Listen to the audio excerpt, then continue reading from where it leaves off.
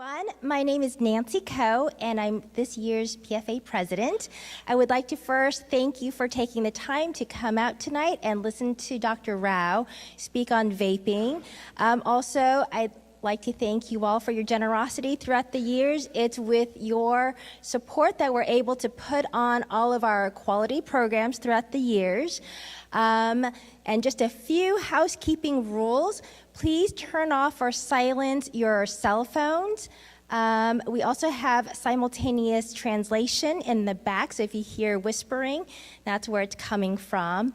Also, at the end of our talk, we're going to have a question and answer session, and we're going to pass out index cards and pens, and I think that's it. So I am proud to introduce Huani Shen. She's our program chair this year, and she was able to book really great programs for the year, so I hope you take a flyer before you leave. And she's going to come up and introduce Dr. Rao.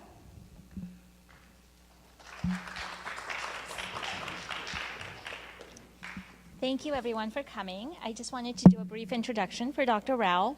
He is an associate professor of clinical medicine at the Keck School of Medicine at USC, and he is a specialist in pulmonary and critical care medicine.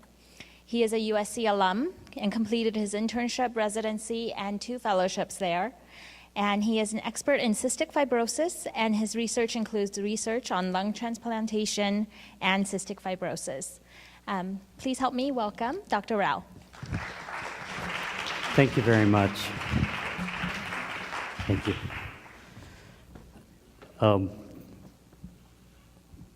I had an opportunity to do this lecture this morning, and I was quite nervous this morning, and I'm just as nervous this afternoon, evening, because I'm used to speaking in front of colleagues, but you're more than colleagues. You're part of our community, and I value your opinion. So feel free to ask questions anywhere along the line, and I know that the cards are going to be handed out towards the end of the lecture, and the pen.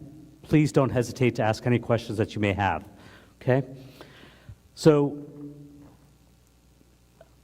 I reflected back a little bit today and realized that PFA was started in 1978.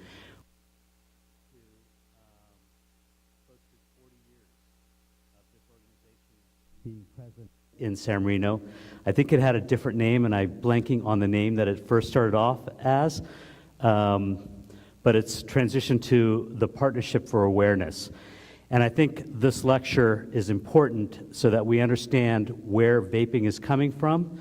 And sadly, the first couple of lectures that came from PFA were on the dangers of smoking and marijuana and drugs that were there.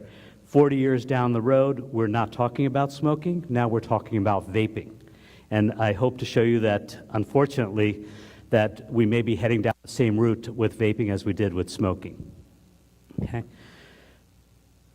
So here's the outline for what I'm going to try to do this evening. I'm going to give you a little bit of impact of smoking in our healthcare system, a brief history about e-cigarettes and how e-cigarettes work or vaping works, and so talk about some of the effectiveness in where it started off at and where we are now with vaping, the safety and public health concerns, and lastly, some take-home messages. Now, smoking has been around for centuries. It's part of the indigenous Indian communities in the United States that tobacco was a product that they used. It was during the settlers in Jamestown, Virginia, that smoking was introduced to the European cultures. So tobacco has been around for centuries, and the use of tobacco has flourished from the 16th, 17th century on to the present day. But let's just talk about modern history of smoking. In the 20th century, smoking has become more prominent, and we have these great ads that used to go out. They were in newspapers, and they depicted babies that loved smoke, okay? They depicted, this middle one says, blow in her face and she'll follow you anywhere. Okay?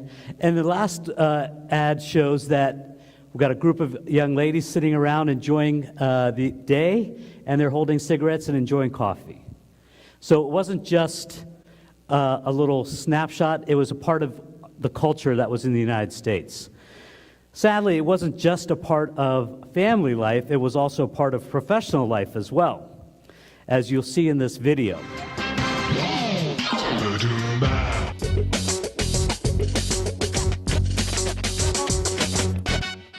You know, if you were to follow a busy doctor as he makes his daily round of calls, you'd find yourself having a mighty busy time keeping up with him. Time out for many men of medicine usually means just long enough to enjoy a cigarette. And because they know what a pleasure it is to smoke a mild, good-tasting cigarette, they're particular about the brand they choose.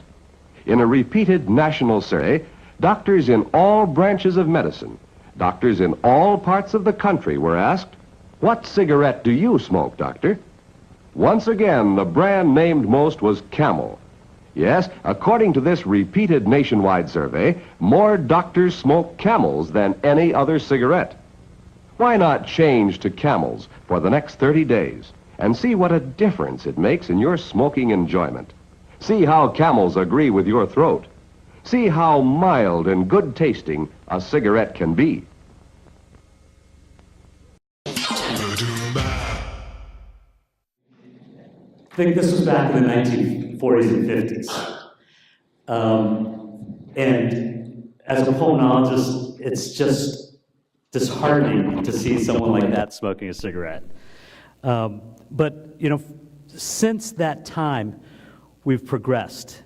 And the first progression of understanding how serious smoking is and the damage that it can do to our bodies started in the 1964 when the Surgeon General, Dr. Terry, issued a proclamation and announced that there was definitely a link to smoking causing cancer in men, in the lungs, and laryngeal or throat cancers, and chronic bronchitis or irritation in the airway causing a cough and sputum production.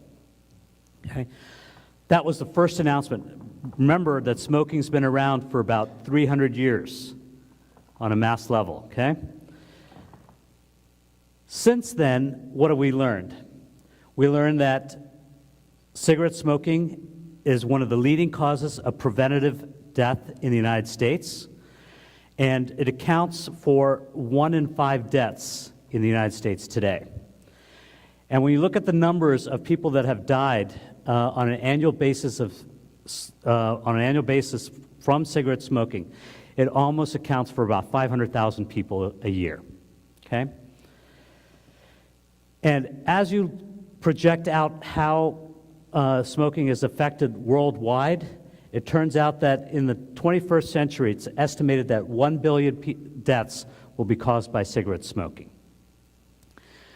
That's a staggering number when you consider that in the world there's about 7 million people right now, 7 billion people in the world right now, okay? 1/7 of the population is going to have complications of cigarette smoking. Okay. The other statistic or number that jumps out at you is that there are 10 times more deaths from cigarette smoking than people have died in wars in the last century. That includes World War I, World War II, the Korean conflict, Vietnam, and the most recent invasions and so forth in the last 20 years. 10 times more people died of smoking than they did in wars. So this is a serious public health issue. Let's bring it a little closer to ourselves at the moment, okay? Well, we have that smoking affects every part of our body, and we know that smoking can cause laryngeal cancer or throat cancer. It can cause oral cavity cancers. You know, chewing tobacco can cause cancer of the tongue and of the lip. It can cause lung cancer, obviously, chronic bronchitis, which is the irritation in the airways, and emphysema, which is the destruction of the actual lung tissue. And I'm oversimplifying this, but I like to think of the lung as a big sponge. It's got holes in it, and when you blow air into it, it allows air to go in and out of it very easily. What smoking does is take that sponge and make it into a Brillo pad, okay? So that air doesn't go very easily, and the amount of actual lung tissue that's there decreases. And that's what emphysema is, okay? So if you can imagine that you're trying to pick up something with a sponge that you may have spilled on the counter, and then you try to pick up something with a Brillo pad, you notice that you can't do it with the Brillo pad. And that's what your body feels like when it gets destroyed with emphysema. It feels that it wants to get air in, but it doesn't have the lung tissue to get the air in. Okay? So it doesn't work as well, and that's emphysema. We know that smoking causes peptic ulcer. It can cause pancreatic cancers as well. It can cause bladder cancer, and it also affects the heart. And the way that it affects the heart is that it can cause a heart attack, a myocardial infarction, and because it affects the blood vessels, it can cause that heart attack, but it can also cause a stroke. It can cause ischemia or low blood supply to your arms, your legs, and that can cause tingling as well. So what we know is that smoking, although it feels like the biggest effect should be on the lungs, it can affect the whole body altogether. Okay. We understand this now. So what kind of laws have been put in place to try to prevent this from 1964 until present day? It wasn't until 1971 that the government took action and said all broadcasting and advertisement for cigarette smoking had to stop. Okay? No more of the Marlboro Man, no more of John Wayne riding off in the sunset smoking a cigarette. Okay? That had to stop. And then in the 1990s, you could no longer smoke on a commercial plane, okay, domestic plane. And it was until about 1995 or so that you could not smoke on an international flight, okay?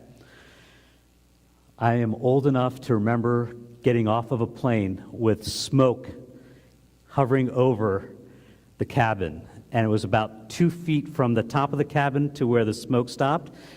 And at that point, I was short enough that I could get away from being under the smoke. But if you were tall, you were walking right through the middle of the smoke. Okay? In 1994, states started taking action against the tobacco companies and said, you guys created this problem, you should pay for taking care of people that have complications of smoking. So they started suing the tobacco companies for paying some of the damages that people were having with the smoking. That is. It wasn't until 1995 when the Clinton administration said that all tobacco products should come under the Food and Drug Administration, and we should have plans to regulate tobacco, and especially the sale and the advertising that goes on to minors. Okay? So we made some progress. All of these measures has reduced the rate of smoking over the last 10 to 15 years. So we made some serious benefits of implementing these laws.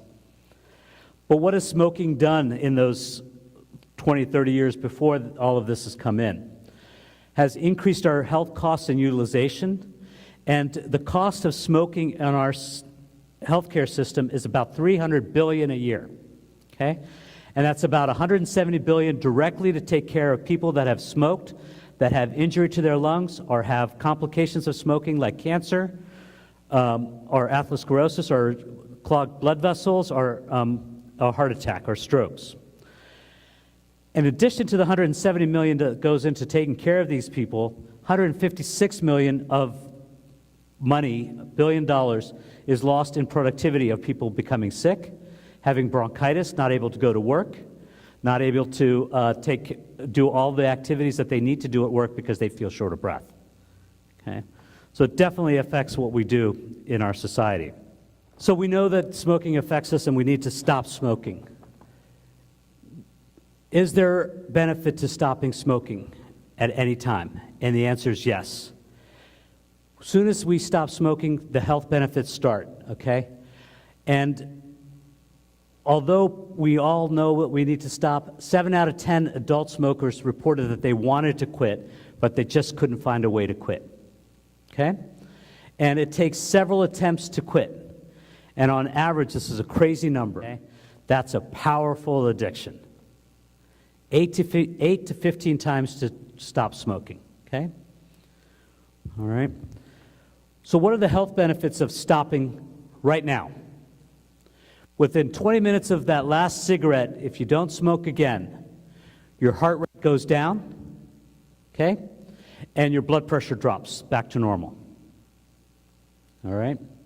Within 12 hours of stopping smoking, the level of carbon monoxide and carbon dioxide that builds up in your body from inhaling smoke drops back to normal. Your body's able to blow it out. Okay? You no longer feel like your lips are blue, or your lips no longer look blue, nor do your fingertips look blue anymore. Okay? And that's all from carbon monoxide and carbon dioxide. 2 weeks after stopping smoking, your lung function actually improves. You're able to run around with the kids a little bit more. Okay?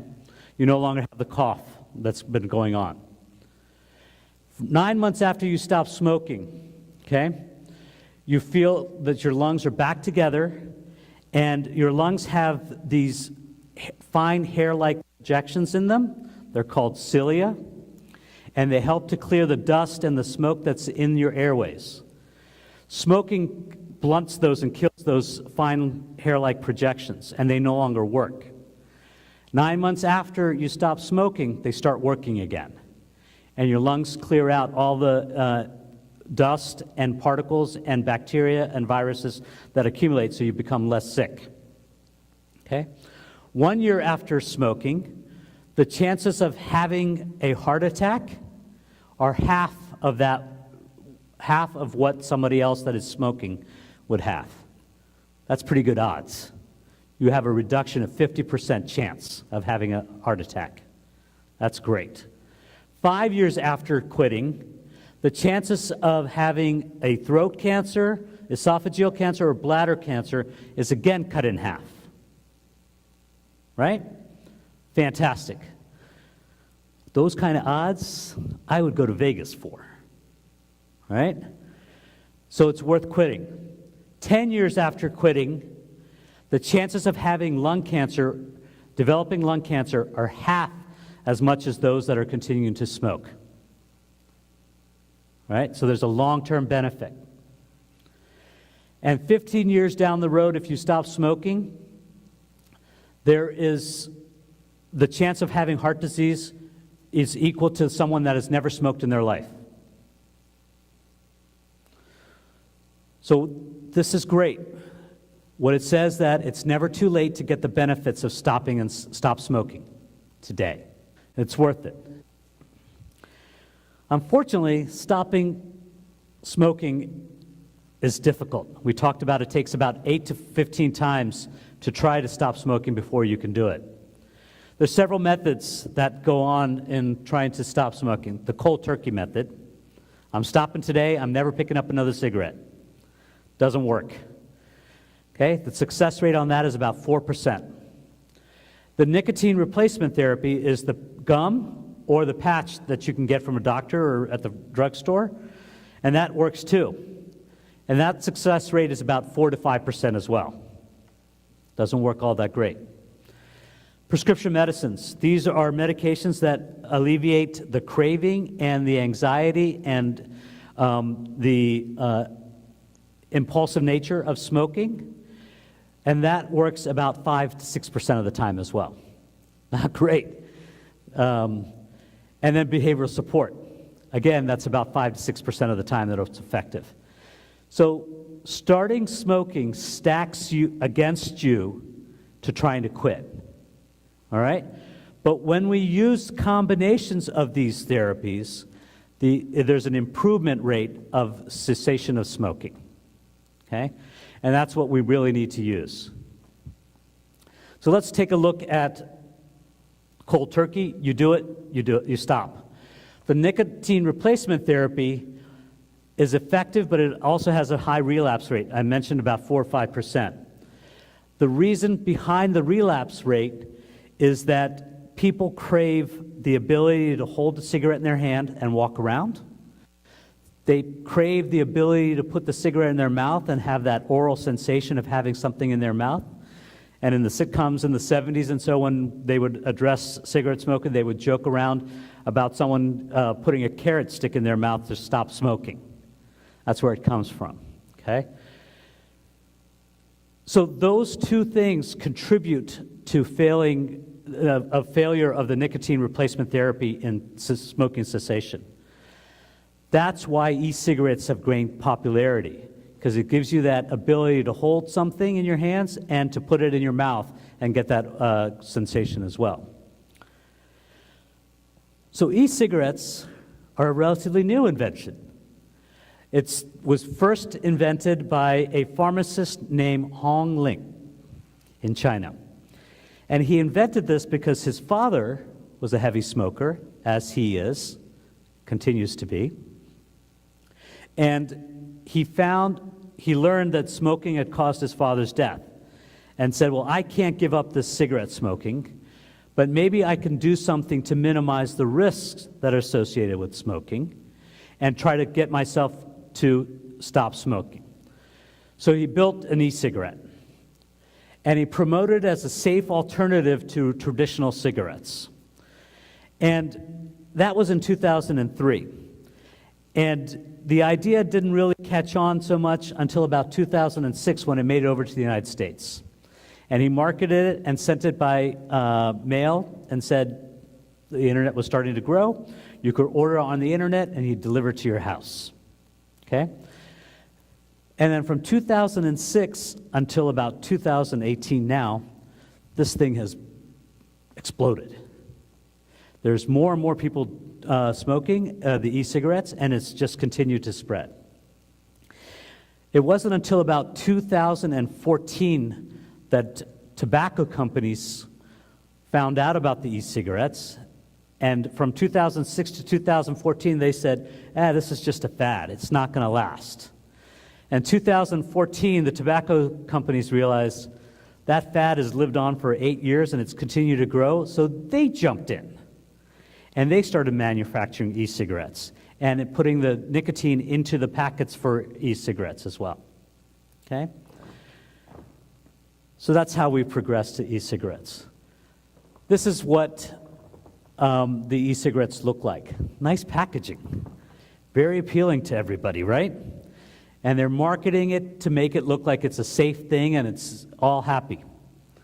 And this is one of the big companies that makes them.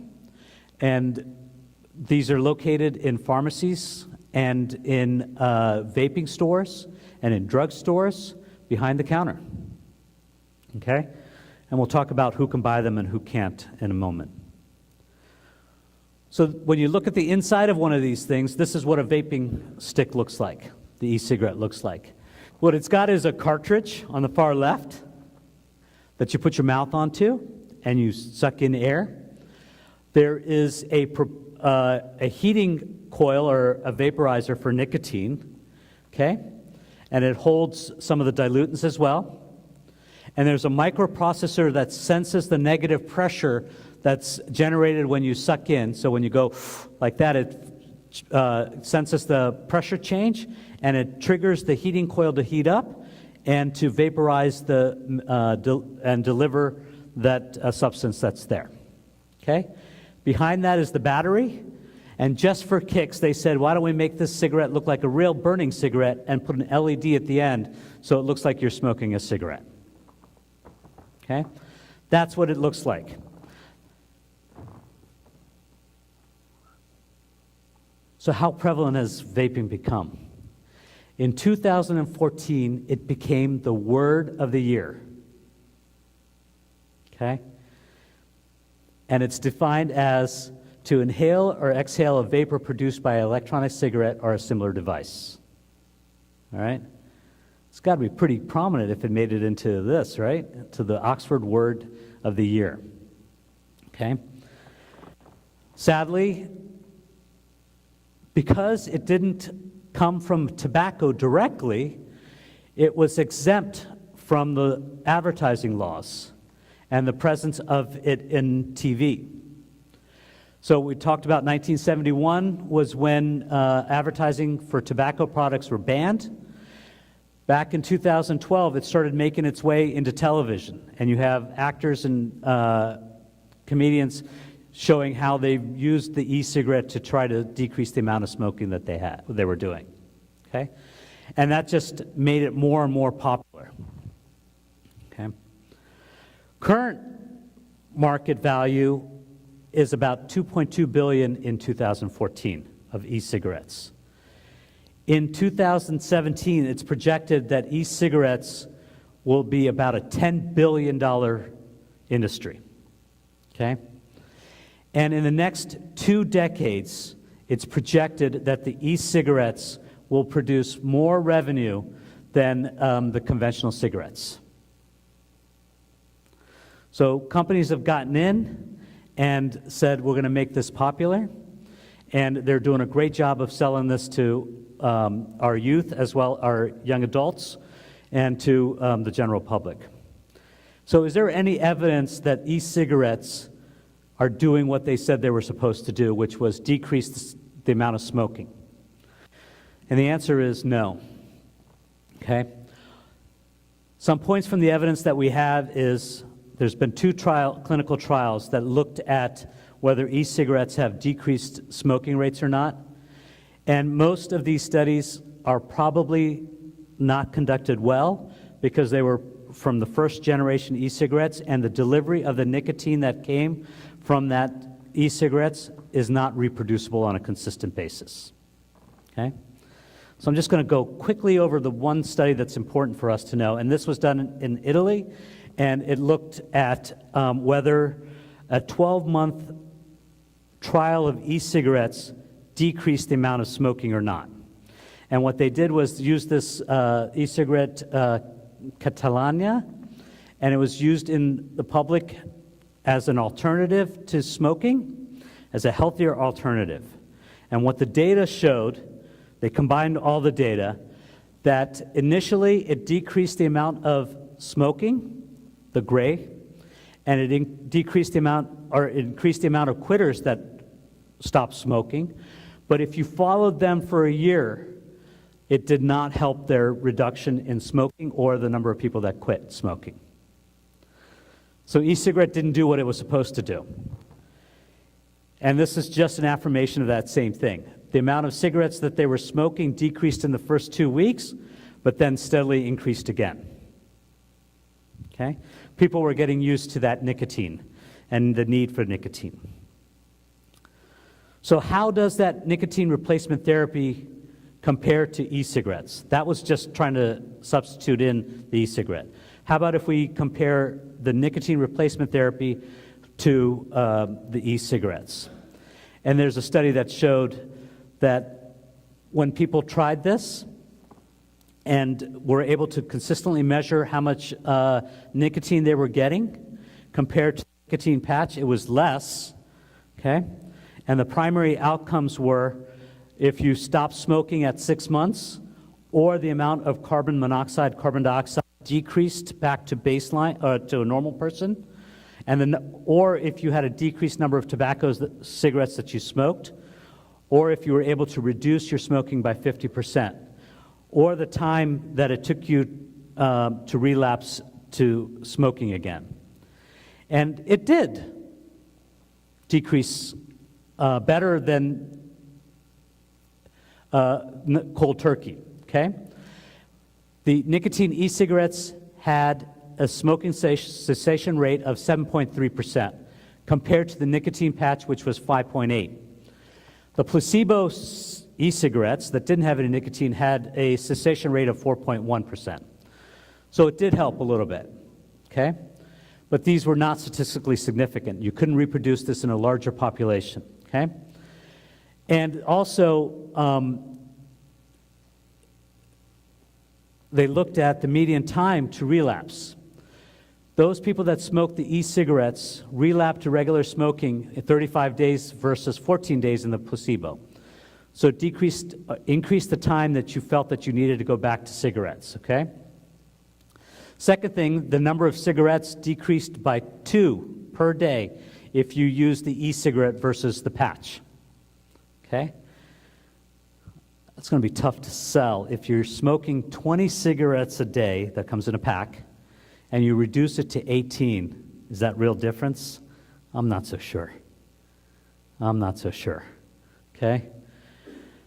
And the number of people that reduced cigarette use at 6 months was also a 50%, was also significantly more in nicotine e-cigarettes versus those that used the patch, 57 versus 41%.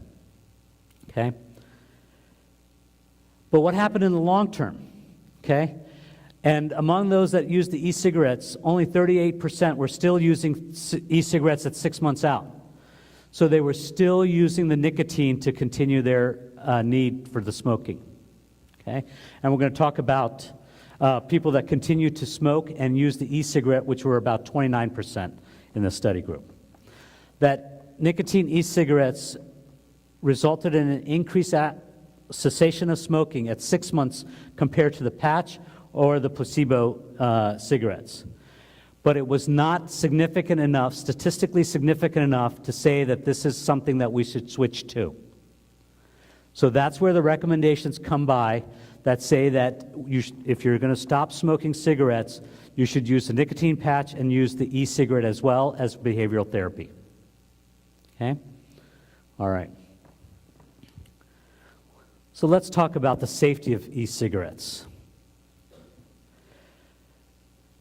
We talked about the fact that there's no real firm data about how these work because e-cigarettes have only been around for the last 10, 15 years, and it's not long enough to see the long-term complications that we see in cigarette smoking. One, there's very few studies that go on to compare e-cigarettes to cigarettes, and so we don't have data that compares one and the other. Okay? There's also a methodology problem.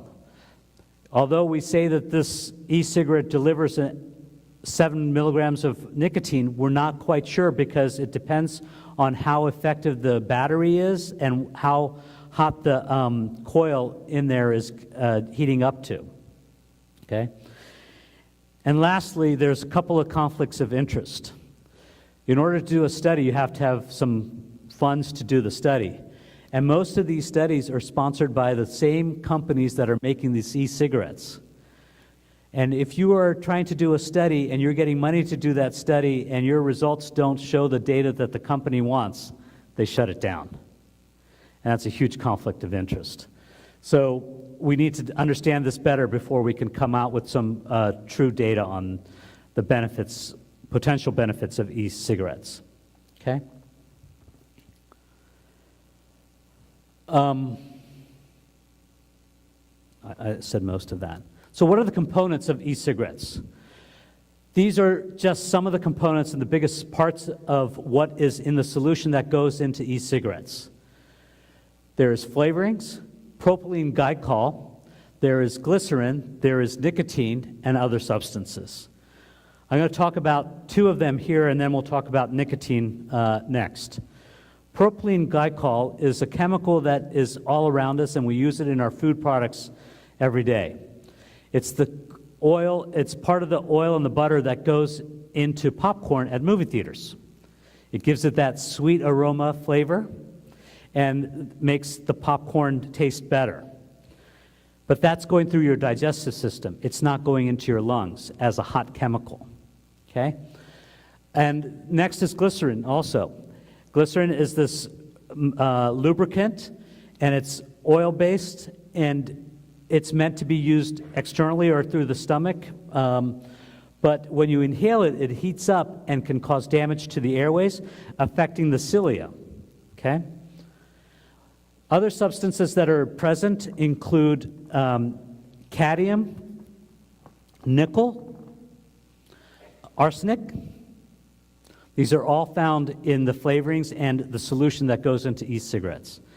If you remember, cadmium is the same is the material that your electronic batteries are made out of, your rechargeable batteries on the back of your computers. And how do we dispose of them? In a regular landfill? No, they have to be recycled, right? But we're inhaling that into, or people that are doing e-cigarettes are inhaling that into their lungs, okay? We recognize some of these may be okay to inhale, but we're not sure. We know that ethylene glycol, ethylene, and glycerine can cause irritation in the eyes and can cause irritation in the airways. And they can also cause asthma in kids and eczema or skin rashes on the skin. Okay? We think that it causes acute and respiratory effects that reduce lung function, and we are trying to understand that better. In addition to those 5 main ingredients, here are some other substances that are found, and if you heard the news yesterday from the FDA, they're pushing back hard on e-cigarettes. They came out with a rule saying that you cannot, we're going to start regulating you in a year. You got yourself a year to try to get yourself in order, and we're going to start shutting you down if we find any of these chemicals in your products. Okay? All right? The one study that showed that these chemicals can actually change the DNA in your airways, causing mutations and causing cancers. All right? So we don't have clear data, but it's looking like it's going to be like e-cigarettes. So we have this new disease that came up with inhalation. It's called popcorn lung. It comes from that ethylene glycol that goes into your popcorn at movie theaters, and when it gets inhaled, the normal lung should look like this lower part here, this nice pink tissue. But when you use ethylene glycol, it destroys the lung and causes irritation of the airway up here, and it destroys the lung up here. That is what we're seeing in our clinical practice as popcorn lungs. That's a nice picture. What does it really look like in a person? This is a CAT scan. Okay?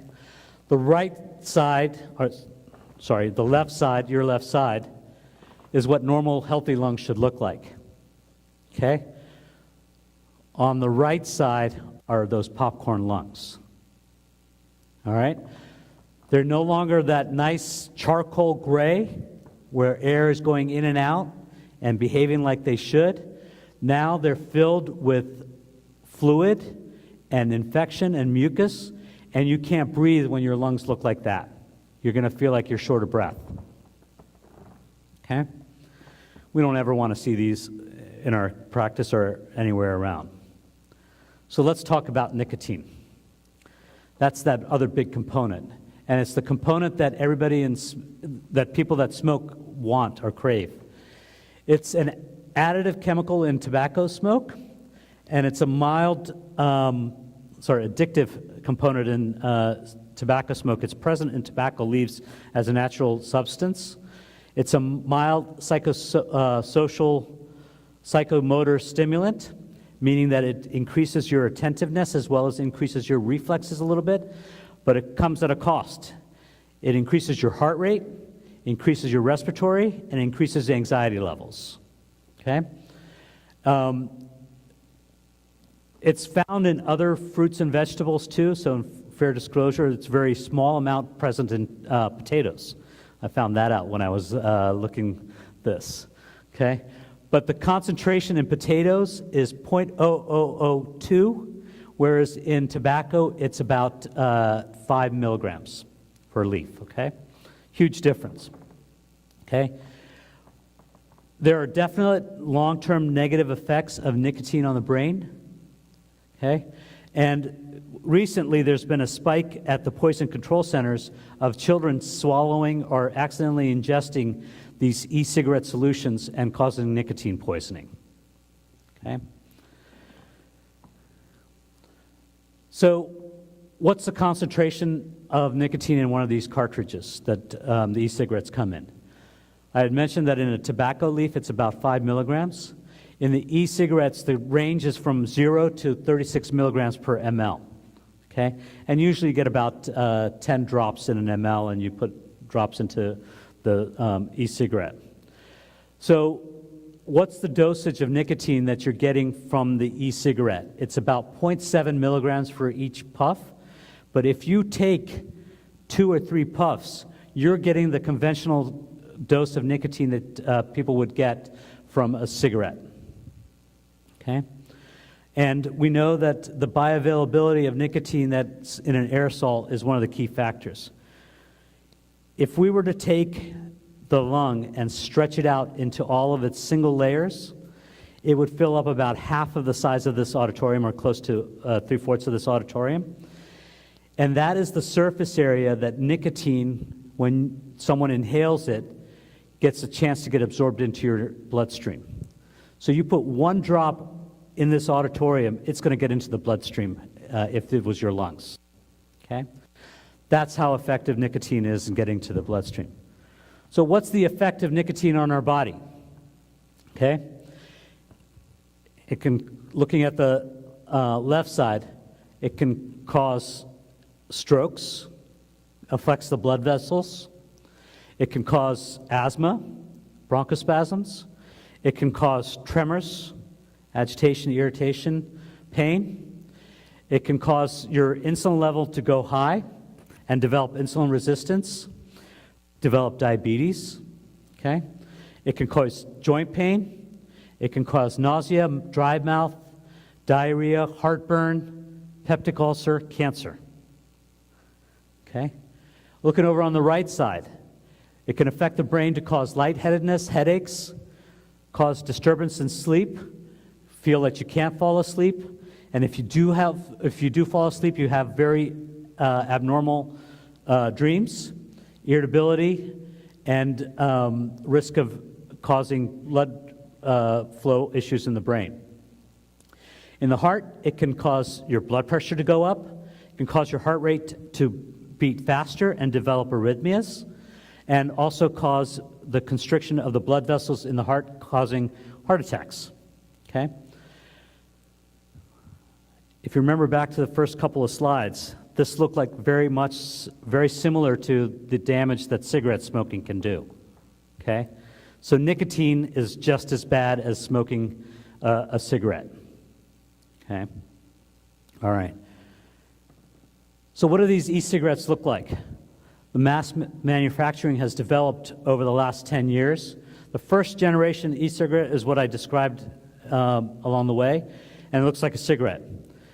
And the companies realized that teenagers shouldn't be smoking, and they targeted them and said, how about we disguise what these e-cigarettes look like and make them look like pens? Okay? That one, the one in the middle, looks like a laser pointer. The top comes off and converts to an e-cigarette. All right? I put a pen in my pocket. Who's going to know that it's an e-cigarette versus a real pen? Right? So that's how they disguise it. The third generations were developed so you could use rechargeable batteries, and you could dial in the dosage of the vape that you wanted to get, and dial in the concentration along the way of the nicotine that you got. There's a fourth generation that's coming out, or that's come out, that actually you can dial in the concentration of the nicotine, but you can also dial in the temperature of the vapor that you're going to be inhaling. These companies have realized, hey, we can make this better, and we can make it so that we can sell it to a larger market. All right? And unfortunately, it's making people get hooked onto these cigarettes, e-cigarettes. What about the bystanders? Right? You walk down the street, someone's doing the e-cigarette, you walk through, what are the effect? We think that it's the same thing. Vapor's vapor, and you're going to inhale it, and we think that it's going to cause irritation in the airways and potentially cause this popcorn lung or develop other kinds of complications along the way. Okay? But again, we don't have the data to know the full effect that we're going to find in this situation. All right. Kids, if you're squeamish, close your eyes. Okay? Unfortunately, these are all electronic batteries, right? Rechargeable batteries, and they have a tendency to explode. This man over on the left had an e-cigarette that exploded and blew out his tooth, his lip, and was in critical condition because it caused a shock convulsion in his brain and had a coma. The gentleman over on the right, again, had an explosion of the e-cigarette and was in critical condition and required a ventilator to keep him alive. All right? Not good. But these companies have said, we got a product, we got to get the younger people involved, so let's market it towards them. And they start advertising with flavors like Tutti Frutti e-liquid, bubblegum, cotton candy, but they all contain nicotine in it. All right, that gets you hooked. And that's, I mean, an adult that's trying to quit is not going to use a formula that's going to say Tutti Frutti e-liquid, right? So they know exactly what they're marketing at. Okay. Fortunately, the different organizations have started to understand this problem, and in 2014, the World Health Organization said, we've had this steady decline of the number of people smoking over the last 20 years, but e-cigarettes are starting to renormalize people to think that smoking is okay. All right? And companies are using this product as a gateway to smoking by the addition of nicotine. We don't know the long-term effects, as I had mentioned, and at that point there was no federal regulations, and then, as I mentioned, the FDA came out with those regulations coming forth in the next year. What about more locally in California? The laws have been changed to include e-cigarettes as a part of tobacco product, and it is illegal to buy an e-cigarette under the age of 21. It is illegal to buy the nicotine solutions to sell to a minor, and all liquids that contain nicotine have to be in a child-resistant bottle. Okay? Most were also included in the Smoke-Free Air Act, meaning that wherever smoking is prohibited, e-cigarettes are also prohibited. So smoking is prohibited in schools and in restaurants and bars, and e-cigarettes are also prohibited in schools, bars, and restaurants. Okay. So I made this argument, I've presented this argument that, hey, you know, e-cigarettes have increased in popularity, and companies have gotten on board with this and have been advertising. This is one of the shocking things I found in the subject. In 2001, the dollar spent on advertising was about $4 million on e-cigarettes. In 2014, that has gone up to about $105 million spent on advertising for e-cigarettes. Has the advertising worked on the intended group of adolescents and young adults? Sadly, it has. In 2011, about 10 to 15% of adolescents between the ages of 14 to 18 had exposure to e-cigarettes in either advertising or in the community. In 2014, that's up to 80%. Okay? So this is what the WHO was talking about, normalizing smoking and e-cigarettes. Some more startling statistics. 7 out of 10 U.S. middle school and high school youths have been exposed to ads for e-cigarettes. 1 in 2 middle and high school youths have been exposed to e-cigarettes at stores, and 2 in 5 have been exposed to ads online. Okay? So sadly, this is out there, and we need to stop it from becoming another epidemic, as the FDA had said yesterday. Okay? So what do these look like nowadays? These are some products that are out there. They look like cigarettes. They look like cigarette boxes. They can look like a cigar. They can look like a pipe. Okay? They all contain chambers to put in the solution that contains the nicotine. So we live in a very nice community. And just for fun, I wanted to find out what the vaping stores in the area were. And San Marino turns out to be this area right here. But soon as you cross the street into a neighboring community, there's a vape shop. And it's freely accessible to our youth in the community.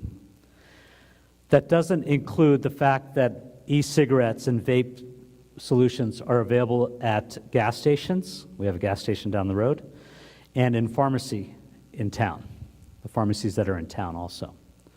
So it's available. The other thing is that e-cigarettes are available online. If you go into Amazon and type in e-cigarettes, all it says is that these products are meant to be sold for anyone over the age of 21, and if you're under 21, they're not going to sell to you. And the next button, when you click on something, they say, please confirm that you're over the age of 21. You click on it, and they're ready to ship it to your house. That's it. That's it. And I know in our house, our Amazon account is preloaded to our computer with the password on there. Kids can get in there, 2 clicks, 3 clicks, and it's going to get delivered to the house. And it gets delivered while you're away. You don't even know it got to you, into your house. Okay? It's the same story if you go online and buy directly from the different companies that sell them.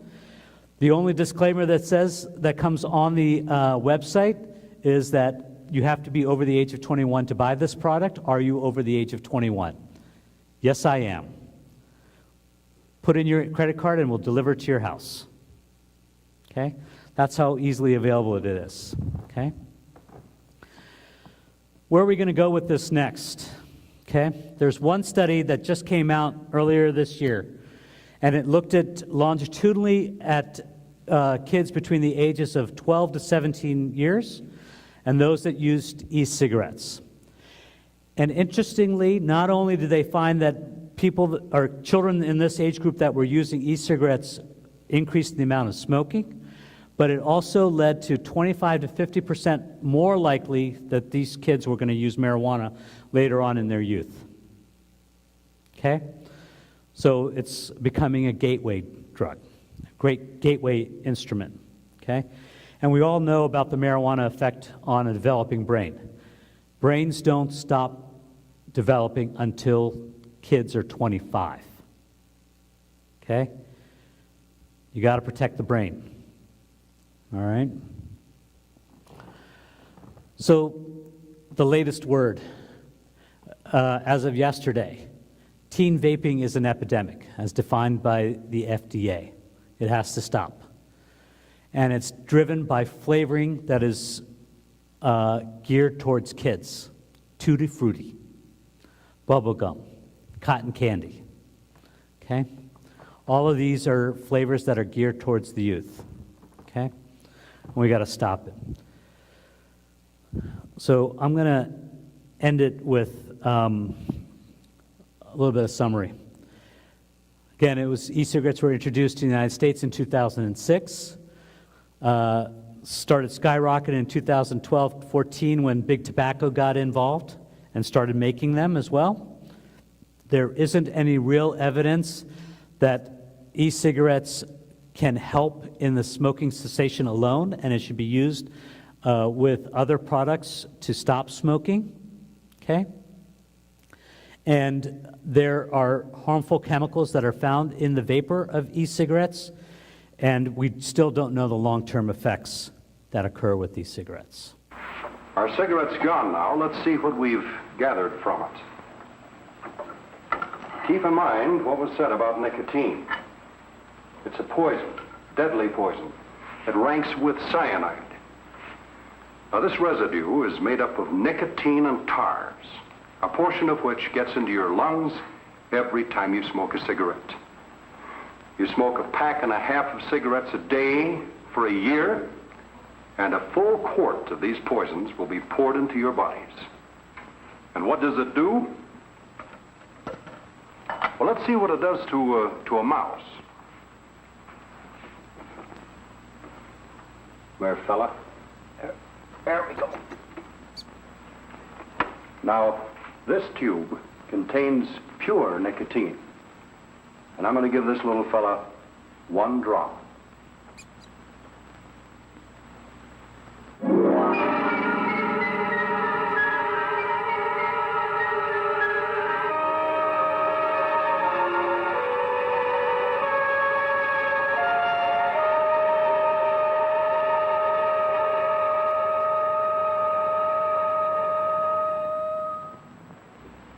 Fortunately, man is many times larger than a mouse. Well, that's it, fellas. Thanks a lot.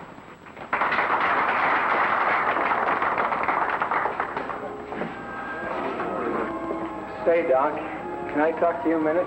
Why, sure, Nick. What's on your mind? I want you to know that everything you said is true, and I'm quitting. You can take these cigarettes and use them to kill mice or something. I'm finished. Nick, do you really mean this? Yes, sir. No kidding, Doc. You really have convinced me. Well, Nick, that's wonderful. That's a very intelligent decision. And now, how about you? Don't forget, tobacco's a loaded pistol, and time pulls the trigger.